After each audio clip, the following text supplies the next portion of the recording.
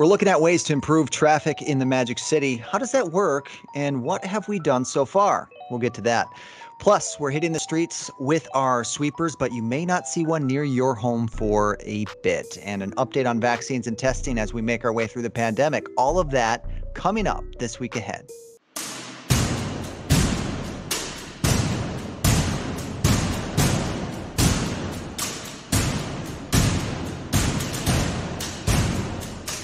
Hey everyone, welcome in. Thanks for joining me on This Week Ahead. You could probably track it back all the way to ancient Rome. Traffic as a staple to human small talk. It's right up there with the weather. It's because it's both generic and specific, and it impacts nearly all of us. We all can default to traffic as a conversation starter, and if I'm looking for a social media post that gets a little bit more engagement, I know I can always go to that traffic well. If I asked you to name one intersection that you want to change, I bet you can do it without thinking. Adjust the timing here, add a protected turn signal there. There are always ways we can improve the way traffic flows. In fact, we know about most of those ways already. But here's the thing, traffic engineering is a little different than other system-based issues. It's a fusion of science and art. Traffic flow is all about trade-offs. A longer green light here means a longer red light there. And adjustments always need to be made. A new business opens and more traffic is likely to follow behind. But how much more? Do we need a stop sign? Do we need traffic signals?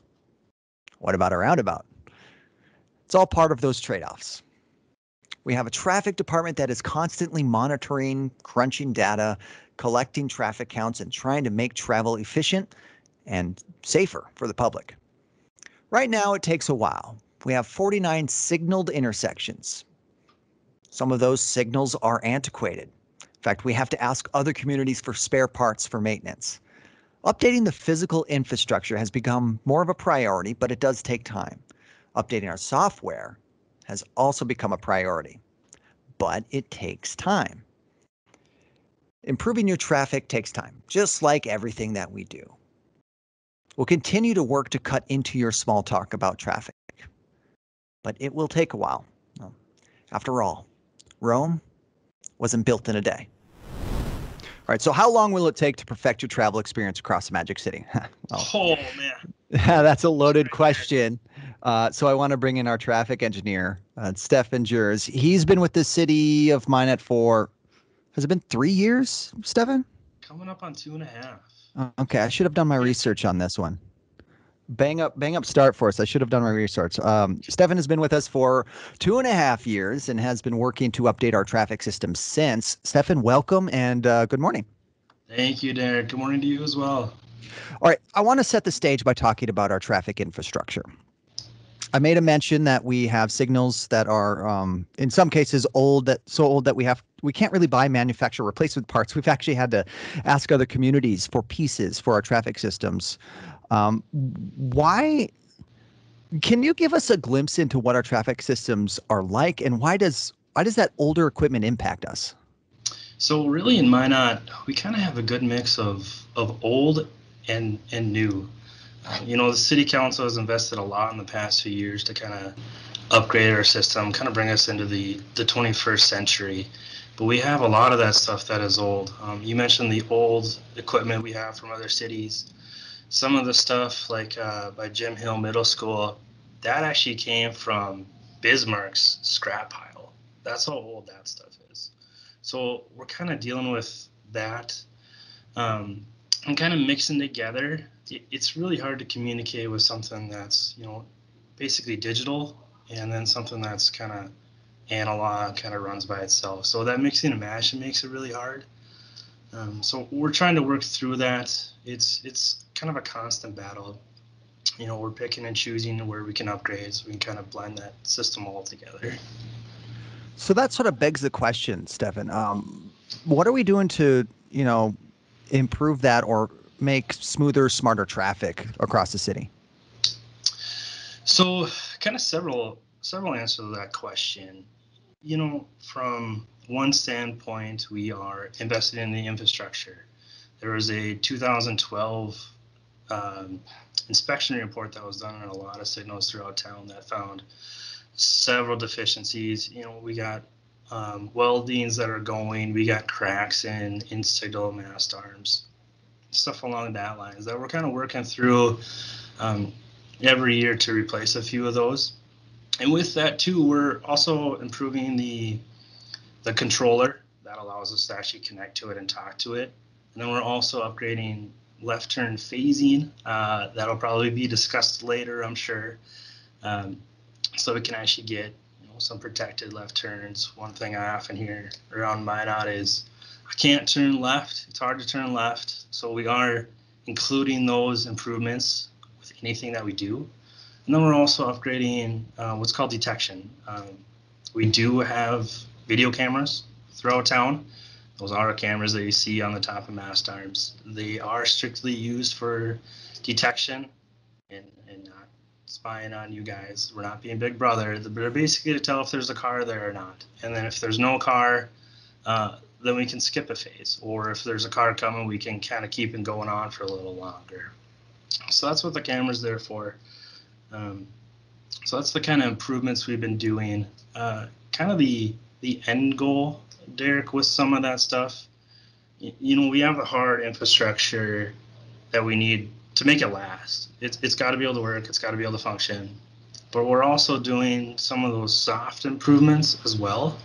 And that kind of goes with the new controller that allows us to actually talk to it. And then one thing we're doing on the side is we're actually kind of updating the city's signal timing as a whole.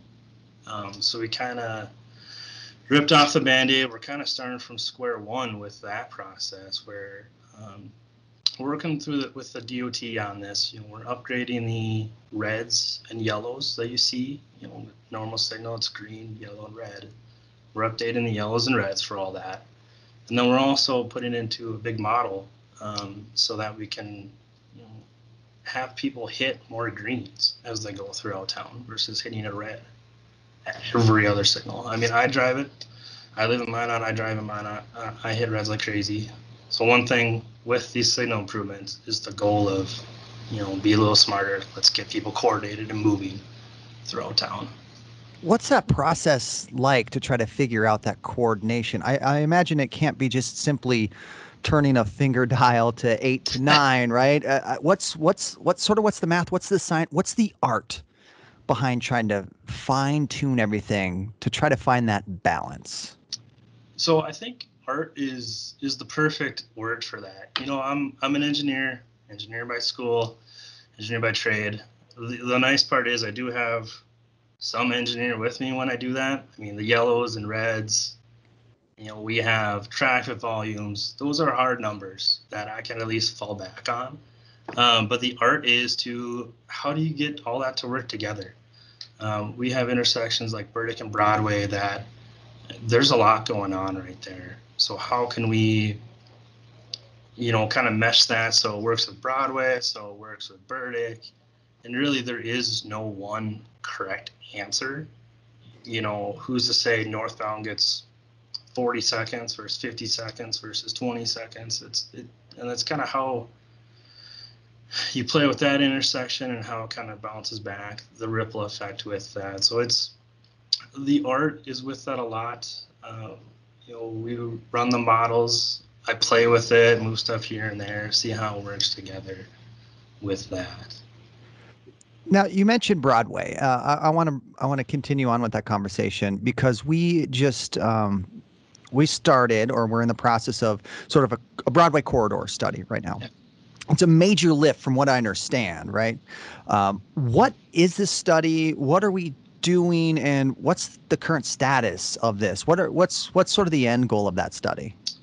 So, I mean, Broadway, you kind of think of Broadway or the transportation background of Minot. Broadway is the road. Broadway is the backbone of Minot's whole transportation network. So the Broadway corridor study is really looking at the corridor as a whole. We're literally going from the northern city limits, which is a little north of the bypass, all the way to the southern city limits, which is by Walmart, south of 37th there. So there's a lot of things in play with that study. The kind of immediate impact we're looking for is we need a game plan to reconstruct South Broadway. South Broadway, between 20th Avenue Southwest and then going south to past 37th Avenue. That is due for a major reconstruction. The general plan right now is to urbanize that. So we kind of need a game plan of what we're going to build so we can program that in with the state. As far as that one specifically, there are some major obstacles there. The biggest one is, or I shouldn't say the biggest, one of the biggest ones is how do we get pedestrians across the highway? Currently, the only protected crossing you could say is at 16th Street, which is about a mile to the west. So we're kind of looking at options right now of how do we incorporate that crossing from basically 20th Avenue down to 31st Avenue. And then with that, expanding on it, north of there, we're also kind of trying to get a game plan for, what do we do with the rest of the corridor? Do we leave it as is? Is there areas we can improve? Is there minor improvements that we could do right away? Is there reconstructions for later on that we can kind of get that game plan again, so to speak, of improvements and how we can phase that in, either with big projects or small projects. And ultimately, after we finish that study, however long that's going to take, then we'll start planning on scope of projects, how massive those have to be, so on and so forth. Am I understanding that correctly? Correct. Yeah. The time frame right now we're looking at. I mean, things get pushed back with this COVID being virtually. It does make things a little more difficult. But the study should be complete this summer sometime. So, looking back at traffic, sort of holistically across the city, how do you, as the traffic engineer, determine where traffic control goes? What is it that you look for in sort of determining how to control the traffic and the flow of our traffic? So as far as where it goes, the biggest thing with that is traffic volume. There's the DOT and really the city might as well, really kind of cracking down on what traffic control is and where it is, how impeding it is. You try to leave traffic as free flowing as possible. So you really, your traffic signals are at your main roadways. If it doesn't need to be there, let's try not to put it there. Is there a different solution that could go there? Kind of like on the roundabout at 31st and 13th. Traffic signal wasn't really the best solution there, where a roundabout was. So we kind of have that flexibility or that art that we use with that to kind of see how traffic goes where and how that all works together.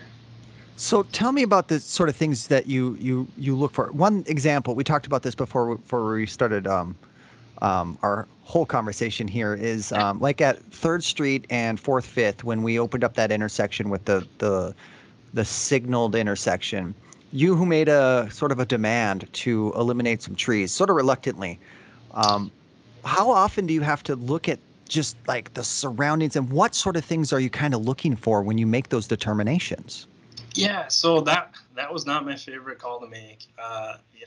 As an engineer, sometimes we get called out for open skies, no trees. I live here. Again, I live here. I like trees. I like green. So that one was a little hard to make, but we look at sight distance for all cases, whether it's intersection sight distance, approach sight distance, stopping side. There's a whole list of criteria. Again, the technical side. Mm-hmm. But as that signal was going up, I was driving it east, west, north, south. Well, I come down the hill from the airport there, going on 3rd Street, going to downtown, and you really can't see the light. Those branches of those trees are going out so far. And I was like, man, if I can't see this, if I know what's going on and can't see this, this is just a rear end waiting to happen. So we made the call to take down those trees to improve safety.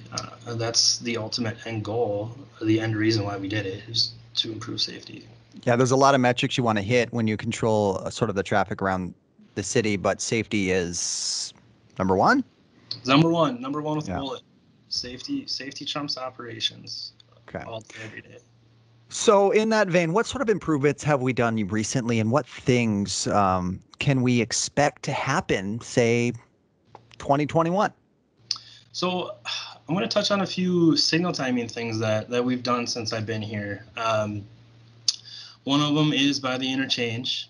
So US2, we coordinated 20th Avenue down to 37th Avenue last fall. Kind of what you were seeing before is really high queuing or stacking between 20th Avenue and what we call 22nd Avenue, or the North Interchange ramp, because they were operating individually. So that works a small scale. Doesn't work if you actually want to move cars through. So we retimed that corridor, and ever since then, when I drive through it, I've noticed that queuing is minimal in that area, and you oftentimes, if you hit one, you're gonna hit the other, which is great. And then the other big one that we've done is Burdick and Broadway. We adjusted the east-west left turn phasing at that intersection. Before, what was happening is typically what you see is the lefts go first and then the throughs go. Well, for going westbound, leaving downtown, both of those volumes were so high that they were actually kind of suffocating. They're switching around, suffocating each other. Left turns would back up, well, then the through movement couldn't go, and then vice versa. So what we did is we just made that whole approach vacate at one time. And I've really noticed the queuing has gone down with that, and the intersection clears. It operates, to me, so much better that way. So we're gonna kind of keep that with this new signal timing program that we got going on. But we're hoping to also, once Broadway gets reconstructed downtown, we can tie that clearing out with hitting Main Street and 3rd Street as well. Quite a lift for you and your team to try to coordinate that over what will be several years, I imagine. So, Yep, for sure. Finally, sort of real quickly, two-part question. What is your least favorite intersection and why? And what intersection do you probably get the most complaints about? Oh, the least one, man, I don't want to touch on it again, but it's probably that Burdick and Broadway. Mm-hmm. Well, it's a bear, right? It's a bear, like, so I'm going through this big model, it's the cross of two main roads. And in my world, Broadway carries so much traffic on that roadway compared to Burdick, which is saying something. But I have to dedicate so much time to Burdick because it's got those it's not minor street, but minor street protected left turn phases that kind of dictate. I have to run so much time for Burdick. I can't give as much time as I need to Broadway. So that one's the hardest one. For me as a professional and trying to improve that intersection, there's other intersections in town that some of these 4-lane roads that aren't always the most fun to drive on. You get a lot of left turning volume in with those. And what was the second part of that question, Derek? What maybe intersection or what traffic control aspect do you get the most complaints about across the city?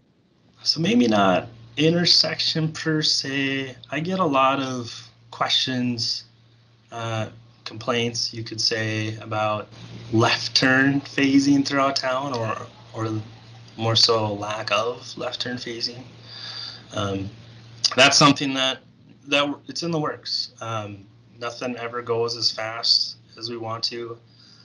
We get questions about West Burdick and 16th Street, left turn phasing there, some other ones along 16th Street.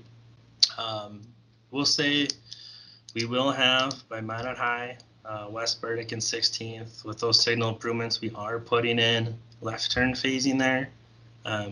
Not going to operate it every direction all the time, but at least we'll have it we'll have that southbound left in the morning. That's a big one that I personally drive every day that I see it like this needs to be here. We're going to put it in, and then we'll use it. And we're kind of doing that same improvement all throughout town when we do these improvements as well. All right. So you're telling me there's no magic wand to just solve all of our traffic woes across the city? If there was an endless amount of money, a lot, but we're doing the best we can. We're doing, I would say, the most we can with what we have. All right. Well, thank you very much. Yeah, you make friends on one intersection, and you'll make enemies at the exact same intersection with the same action. I see that quite often. All right, that's Stefan Jers, our traffic engineer. Dare I say traffic artist? Right now. I like that term. I should put that on my business card. Our traffic artist, Stefan Jers. Thanks for joining me this morning. I appreciate your time. Thank you, Derek. Thank you very much. It's officially spring as of yesterday, and while we could still see that spring blizzard any time, hopefully not, we're taking advantage of the weather that we have now and cleaning up the streets figuratively and literally. Our street sweepers are out now, but they won't be on a regular schedule to residential areas for probably another couple of weeks. The focus at the moment are on those snow routes and hills, the higher traffic areas and places where there's generally a little bit more issues with that sand collecting on the side or in our catch basins. Once those are all cleared up, you can expect regular visits near your homes if you aren't in those aforementioned areas already. Our state is still progressing wonderfully, might I add, in the vaccination effort to help end the pandemic. More than 26% of North Dakotans have been given at least one dose of the vaccine for COVID-19, 22% for Ward County. If you haven't yet, you can still sign up for an appointment to get your vaccine if you have a pulse and a paycheck. They're taking appointments now at First District. You can do that all online at fdhu.org.